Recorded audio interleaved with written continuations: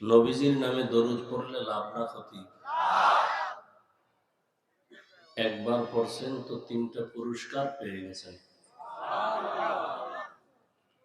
প্রথম পুরস্কার 10টা গুনাহ মাফ হয়েছে। দ্বিতীয় পুরস্কার 10টা নেক আমলনামায় যোগ হয়েছে। তৃতীয় পুরস্কার আল্লাহর দরবারে মর্যাদা 10 গুণ বেড়ে গেছে। 10টা গুনাহ যে মাফ হলো, ওই 10টা গুনাহ আল্লাহ নেক দ্বারা পরিবর্তন করে দিয়েছেন। দরুদের অনেক ফজিলত, দুনিয়ার আখিরাতে দোনো জাহানের জন্যই। হাজারো মুসিবত মুহূর্তে শেষ হয়ে যাবে দরুদের আমলের বরকতে। কমপক্ষে প্রতিদিন 300 বার দরুদ শরীফ পড়ে ঘুমাবেন। আল্লাহর আদালতে কি নিয়ে দাঁড়াবেন? আল্লাহ যদি বলেন তোমার জীবনের সব গুনাহ আমি মাফ করে দিব, ছোট্ট একটা আমল আমাকে দেখাও যেটা শুধু আমার জন্যই করেছে। এখানে আমরা যারা আছি, আমার মনে হয় না কোনো আমল আল্লাহকে দেখানো যাবে। টুকটাক যা আমল করি সব ভেজাল, মানুষকে দেখাবার জন্য করি। অন্তত দরুদের আমলটা নিয়ে আল্লাহর আদালতে দাঁড়াবার চিন্তায় দরুদের আমল শুরু করেন। কমপক্ষে প্রতিদিন কত?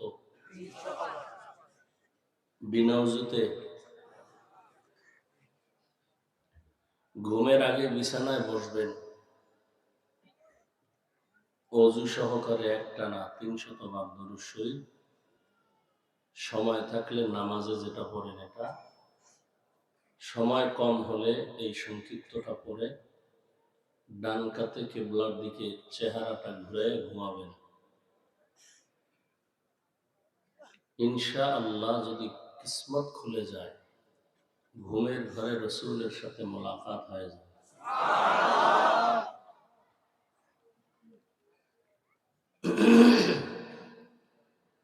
ওলামায়ে হযরত আলোচনা রেখেছেন অত্যন্ত গুরুত্বপূর্ণ কোরআন সুন্নাহ ভিত্তিক দিক নির্দেশনামূলক। ওলামায়ে কেরামের কথার উপরে সহি তরিকায় সকলকেই আমল করার তৌফিক দান করেন। উলামায়ে কেরামের ইজ্জতকে আল্লাহ বেশি বেশি বাড়ায় দেন। যারা আলেমদের বিরুদ্ধে ফেসবুকে লেখে, মিডিয়ায় অপপ্রচার চালায়, আল্লাহ এদের হেদায়েত দান করেন। যারা আলেমের বিরোধিতা করে, মূলত তারা ইসলাম ধ্বংসের ষড়যন্ত্র করে। কেন? কিয়ামত পর্যন্ত আর কখনো নবী আসবেন না। নাকি আপনাদের শোলাকিয়ার মাঠে নবী আসেন? রবিউল আউয়ালে শহীদি মসজিদে আসেন? কোন সাহাবায়ে কেরামও কোনদিন আর আসবেন না। আইম্মায়ে কেরামও আর আসবেন না। ইমাম আবু হানিফা, ইমাম শাফিঈ, ইমাম মালিক, ইমাম আহমদ বিন হাম্বল রাহিমাহুমুল্লাহ, এরপরে বড় বড় আউলিয়ায়ে কেরাম, এরাও আর আসবেন না। কিয়ামত পর্যন্ত এই জাতিকে জান্নাতের পথে আহ্বান করবে একমাত্র উলামায়ে কেরাম। আন্তর্জাতিক ষড়যন্ত্র হলো মানুষের অন্তরে আলেমদের প্রতি ঘৃণা জমাও। মানুষের অন্তরে যখন আলেমদের প্রতি ঘৃণা জমবে, তখন আর মানুষ আলেমের পিছনে নামাজ পড়তে চাইবে না, বয়ান শুনবে না। ইসলাম বন্ধ করো, ওয়াজ মাহফিল বন্ধ করো বলা লাগবে না। অটোমেটিক ইসলাম, ওয়াজ মাহফিল বন্ধ হয়ে যাবে। খুব খেয়াল করেন, সবাই তো খুব চালাক বাঙালি মানুষ, শিক্ষিত মানুষ, আমরা বোকা। বোকাদের কথাও শুনেন, মানা না মানা আপনার ব্যাপার, খুব খেয়াল করেন। দেখেন, ডিসি সাহেব তার চেয়ারে বসে টেবিলে কোরআন শরীফ রেখে পড়তেছে, ওসি সাহেব কোরআন পড়ে। কেউ ভাই, আপনি কোরআন শিখলেন কি ডিসি হওয়ার পরে কোর্স করছেন? কোরআন শিখার বলে না তো আপনার কলেজ লাইফে না, আপনি কোরআন পাইলেন কোথায়? বলে যে আমার মা বাবা সকালবেলার মক্তবে পাঠাইছিল, মক্তবে গিয়া কোরআন শিখছে। এখন কিন্তু মক্তব নাই। বাংলাদেশে কেউ বলে নাই মক্তব বন্ধ করো, কেউ বলে নাই, অটোমেটিক বন্ধ হয়ে গেছে। কেন? আন্তর্জাতিক ষড়যন্ত্র যে এই সকালবেলার মক্তব কিভাবে বন্ধ করা যায়, মুসলমানের সামনে আমরা গিয়ে বন্ধ করতে গেলে মাইর খাবো। কি করা যায়? তারা চূড়ান্ত অপকৌশল করলো যে সকালবেলা স্কুলের ব্যবস্থা করো, ফ্রি বই, ফ্রি টাকা, ফ্রি নাস্তা। বাঙালিরে টাকা দিয়ে কিনা যায়, টাকার পাগল বানায় না। এখন মুয়াজ্জিন ভোর রাতে ফজরে আজান দিতে যখন উঠে, বাচ্চার মাও উঠে সন্তানকে স্কুলে পাঠাবার জন্য। তো সকালবেলা যখন সন্তানগুলো স্কুলে যায়, কি কুয়াশা ঠান্ডা, এভাবে যায়,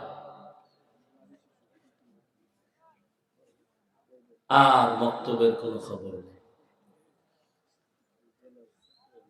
দেখছেন, মক্তব বন্ধ করো বলা লাগে নেই, ওদের অপকৌশলে মক্তব অটো কি হয়ে গেছে।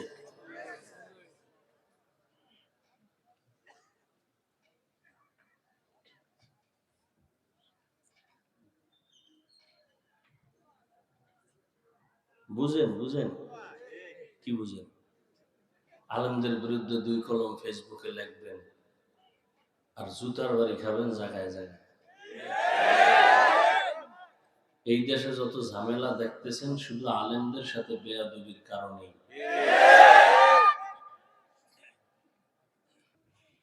তাহলে আলেমের বিরোধিতা করা মানেই হলো ইসলাম ধ্বংস করার ষড়যন্ত্র। তাহলে যারা আলেমের বিরুদ্ধে ফেসবুকে লেখে বা বলে, তারা আলেমের দুশ্মন, অন্তরায় তারা ইসলামেরই দুশ্মন। কি বলে চরমোনাই হাফিজুর রহমান আওয়ামী লীগের দালাল, আর যখন আওয়ামী লীগ ছিল তখন ওসি সাহেব টেলিফোন করে, হাফিজ সাহেবরে আসতে দেওয়া যাবে না। কেন? সে জামাত শিবির করে।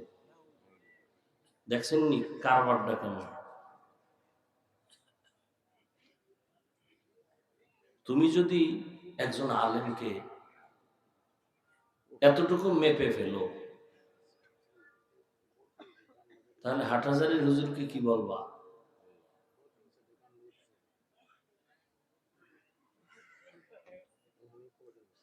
আমাদের বেফাকের যারা দায়িত্বে আছেন, বড় বড় উলামায়ে কেরাম, আওয়ামী লীগের মন্ত্রী মহোদয় যারা এদের সাথে বসছে, মিটিং করছে, শুকরানা মাহফিল হয়েছে, কওমি মাদ্রাসার সনদ পাইয়া, একটা কথা মনে রাখতে হবে, উলামায়ে কেরাম যেখানে যাবেন তার রং যদি ঠিক রেখে যায়, বুঝতে হবে ইসলামের স্বার্থে গেছেন।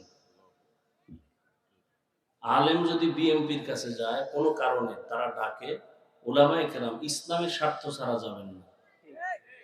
তুমি বিএমপির দালাল বলবা? তোমাকে এই অধিকার কে দিয়েছে? তুমি এই বেয়াদবি কার থেকে শিখছো? তোমার কপালে কার অভিশাপ লাগছে আলেমের বিরুদ্ধে বলার? তুমি মা বাবার অভিশপ্ত সন্তান ছাড়া ভালো সন্তান নয়, এটাই প্রমাণ। মা বাবার অভিশপ্ত সন্তানরাই আলেমের বিরুদ্ধে কথা বলতে পারে, এছাড়া কেউ পারে না। ওর উপরে অল টাইম মা বাবার অভিশাপ।